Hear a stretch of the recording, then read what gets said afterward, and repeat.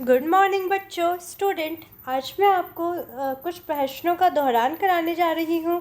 आप इन प्रश्नों को ध्यान से पढ़िएगा क्योंकि ये आपके टेस्ट में आने वाले प्रश्न हैं। देखो बच्चों, आपके टेस्ट में जो भी प्रश्न आएंगे वो इन्हीं प्रश्नों में से आएंगे।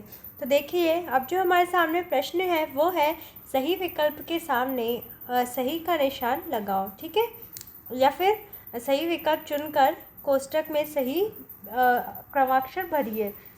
कुछ भी हो सकता है ये। ठीक है, चलो अब देखते हैं प्रश्न क्या है।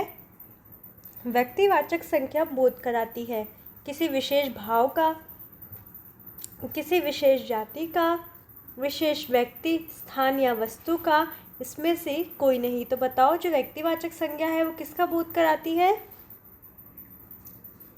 देखो, व्यक्तिवाचक संज्ञा जो है वो विशेष व्यक्ति, स्थान का बोध कराती है। किसका? विशेष व्यक्ति, स्थान या वस्तु का। तो हम स पे निशान लगाएंगे। अब अगला प्रश्न देखिए, जातिवाचक संज्ञा बोध कराती है किसी पूरी जाति का, किसी पूरी बात का, किसी विशेष व्यक्ति का, किसी विशेष स्थान का। तो बताइए, जातिवाचक संज्ञा किसका बोध कराती है? देखिए, जो जातिवाचक संज्ञा है वो किसी पूरी जाति का बोध कराती है। तो इस तरीके से हमने इनको पूरे करे। आगे चलते हैं। अगला प्रश्न देखो बच्चों, लड़का में लिंग है अ स्त्रीलिंग, ब पुल्लिंग, स नित्य स्त्रीलिंग या द नित्य पुल्लिंग। बताइए, लड़का में कौन सा लिंग है? देखिए, लड़का एक पुल्लिंग है तो इसमें पुल्लिंग है, ब वाला सही है। नौवा देखिए, कृष्णा में लिंग है स्त्रीलिंग, उभयलिंग, पुल्लिंग या कोई नहीं। देखो, जो कृष्णा है उसमें कौन सा लिंग है? स्त्रीलिंग। तो हम अ पे सही का निशान लगाएंगे।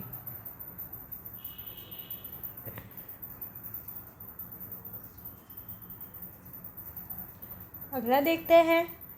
अगला प्रश्न है, निम्नलिखित वाक्यों में से संज्ञा शब्द छांटकर सामने कोष्टक में लिखिए। देखिए, आपको वाक्य दिए गए हैं, आपको इसमें से संज्ञा शब्द छांटकर कोष्टक में लिखने हैं। देखिए, संज्ञा क्या होता है कि स्थान, किसी भी स्थान, व्यक्ति, वस्तु आदि के नाम को हम संज्ञा कहते हैं। किसे कहते हैं? स्थान, वस्तु, व्यक्ति आदि के नाम को हम संज्ञा कहते हैं। ठीक है, तो देखो, पहला है शेर जंगल का राजा कहलाता है। तो इसमें संज्ञा क्या होगी? देखो, इसमें संज्ञा होगी शेर और जंगल। क्यों? शेर व्यक्ति है और जंगल क्या है? एक स्थान। तो हम यहाँ शेर और जंगल लिख देंगे। दूसरा देखिए, सूर्य पूर्व दिशा से निकलता है। देखो, सूर्य और पूर्व, सूर्य तो क्या हो गया? ये क्या हो गया? सूर्य एक व्यक्ति हो गया, या हम बोल सकते हैं कोई भी चीज़ हो गई।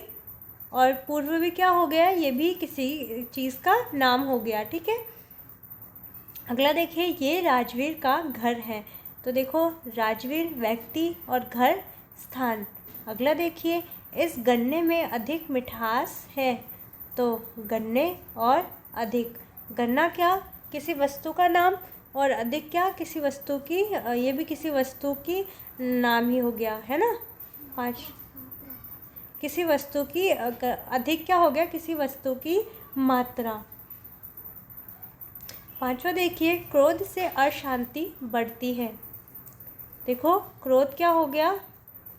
क्रोध भी नाम हो गया, जैसे भाव हो गया। ठीक है, क्रोध क्या हो गया? क्रोध एक भाव हो गया। क्रोध या फिर खुशी, ये भी क्या है? ये भी एक संज्ञा है। ठीक है, अगला देखिए बच्चों, निम्नलिखित शब्दों के लिंग लिखिए। आप देखिए, आपको लिंग दिए गए हैं, मतलब कुछ शब्द दिए गए हैं। अगर वो स्त्रीलिंग में है तो उनके पुल्लिंग लिखिए, और अगर वो पुल्लिंग में है तो उनको स्त्रीलिंग में लिखिए। देखो, शेर, शेर का पुल्लिंग क्या होगा? शेरनी।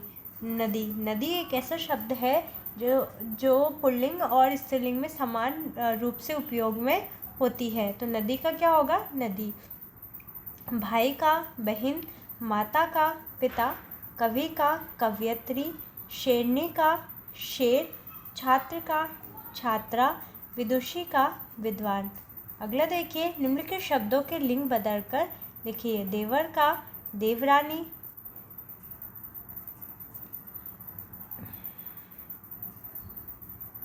ठीक है। स्त्री का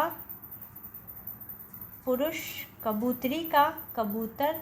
पहाड़ भी क्या है, स्त्रीलिंग और पुल्लिंग में समान रूप से उपयोग होता है, इसलिए पहाड़ का लिंग भी हम पहाड़ ही लिखेंगे। सेठ का सेठानी, मामा का मामी, अध्यापिका का अध्यापक, कवि का कवयित्री और लेखक का लेखिका। तो बच्चों, इस तरीके से हमने इसका दोहरान कर लिया है। अब आप भी इसका दोहरान करिए, क्योंकि ये परीक्षा की दृष्टि से बहुत ही महत्वपूर्ण है। ठीक है, धन्यवाद।